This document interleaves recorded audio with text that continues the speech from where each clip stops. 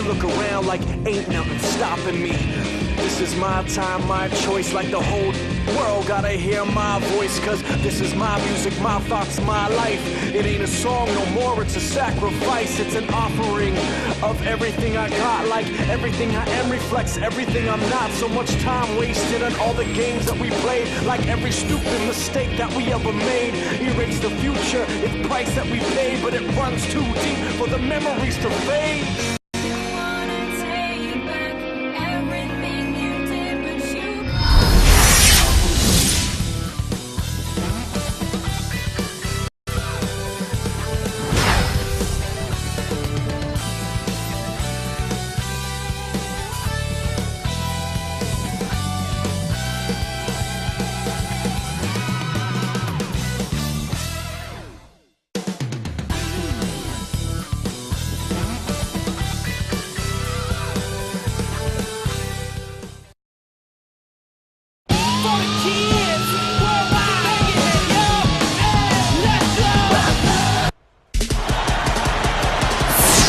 The Rockets look to take charge in front of their Houston home crowd, and we're going to bring it to you live here on 2K Sports.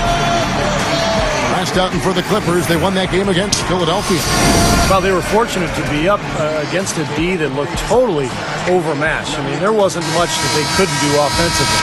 Yeah, they completely had their way with it. Here are the five for the Clippers. Griffin and Kaman are up front. Gordon is out there with Ginobili, and it's Aminu in at the small forward. And for the Rockets, Lowry and Martin manning the backcourt. Patrick Patterson is out there with...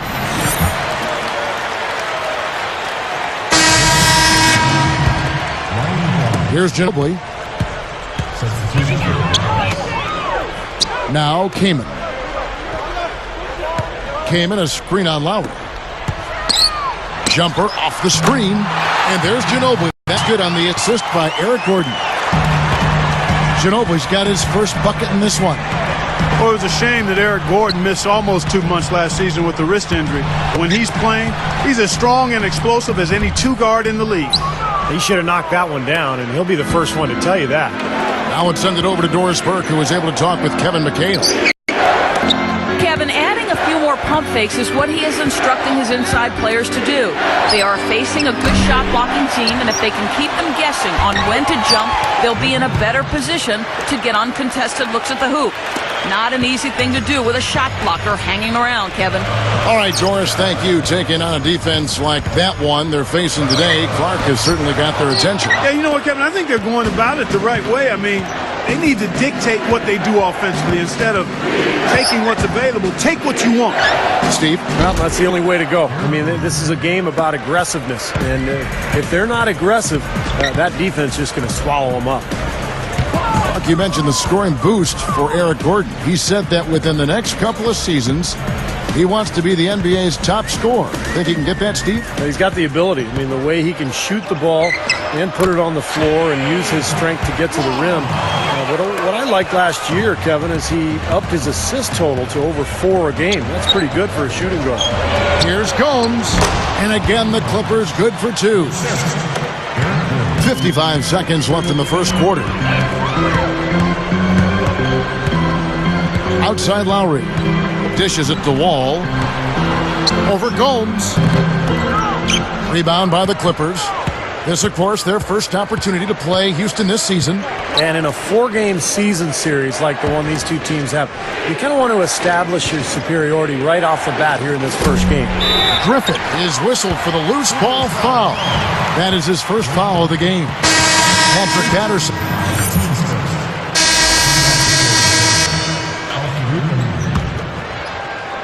Checking in for your Rockets. Substitution number 4. Here's Wall. Leans from outside. Another miss by Houston. Regarding the point Steve just made, Clark, just how much of an edge do you think it gives the winner of this game in the rest of the season series? You know what? It's hard to say. I think it gives them a decent edge, but with 3 games still to be played after this one, the loser will have time to regain the upper hand later on. You don't know what injuries are going to be like and what the other dynamics will be. So it is a bit of an edge, but I don't think it's a huge one. And the Clippers, looking at who they've got, Blake Griffin and DeAndre Jordan. They're inside. Willie Warren is out there at Bledsoe. And it's Smith in at the 3. Here's Warren. The layup off target. And they forced the miss with that good defensive rotation. They're playing well together as a unit. Count that one. And the Rockets lead by 3. Well, the Rockets really improving offensively. In fact, last season they were number 6 in the entire NBA in offensive efficiency. That's up from 18th the season before. Here's Flynn. Still looking to get on the scoreboard. Feeds the wall. Shot from the top of the key. Bledsoe with the rebound. And the Rockets' efficiency, Stevie just rattled off that number, driven in part by their work from outside. Number 6, Clark, in the league last season in three-point shots made. And one of the great equalizers, in addition to the three-point shot, Kevin, is getting to the free throw line. And they were 5th in free throws made, shooting 80%. And they made over 20 a game. That's impressive. I got to tell you, I was sorry to see Adelman leave because I thought Rick Adelman did a nice job as head coach with that team. I agree with you as well. Looking at who's out there now for the Rockets. Luis Scola, he's checked in for Hayes. Patterson comes in for Jordan Hill. And it's Martin in for Chase Budinger. Shoots from 12. Wall, that's good. Wall's got 4 this quarter. Boy, what a significant turnaround here in the second quarter after only making 40% from the field in the first. Ginobili outside. He goes up and lays it nice and easy. And this game is tied up now. You know, when you think about it, Blake Griffin, Kevin, has great hands, great skill, and I think he will develop a very good jump shot. Once he gets that, watch out. 1:15 left in the first half of basketball. Ginobili outside. The pass to Aminu. Takes the 3. And unable to corral the miss, and it goes out of play. Here we are in November. Let's see how things are shaking out in the West early in the season.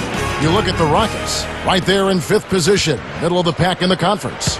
And, of course, there's the Clippers. They're in the 10th spot. Right now for the Rockets, they've made some very good strides when you compare this squad to last year's team. Well, you think about the expectations, Clark, coming into this season. I mean, I think people thought they would be okay, but no one thought that they would be this good. And now all of a sudden there's a lot of optimism surrounding this team. I mean, they've excited their fans, and I think they've got lots to look forward to. Nice shot by Ginobili. And for Blake Griffin, as you said, the potential is there offensively. Steve, he's already devastated. About 47 points in a game back in January, the most for a player 21 years or younger since Michael Jordan almost 3 decades ago. So, yeah, Blake Griffin, unlimited potential. Ginobili. And that misses. That would have put him up. Houston in the lead. They come in fresh off a win against the Warriors. They really cashed in on all the fouls they drew. It was a very physical game, and they used it to their advantage. Steve, I like the fact they didn't mind mixing it up a little bit, did they? I mean, they certainly kept the refs occupied and busy. And nice swipe. And slammed down hard. Another look on the Sprite Slam Cam. Come on now, I didn't see. Can you believe that finish? Boy, a little bit of flair and flavor at the end of it. Oh, that'll be a fan favorite, all right. That was not your average typical dunk. Shot is off. Clippers ahead. Up 1. 31. And they've played 2 quarters out in the Pacers in Indy.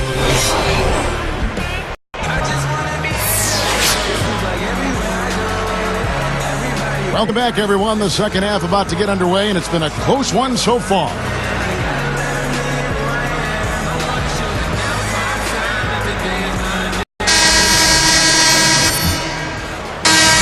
So the Clippers winning this one easily.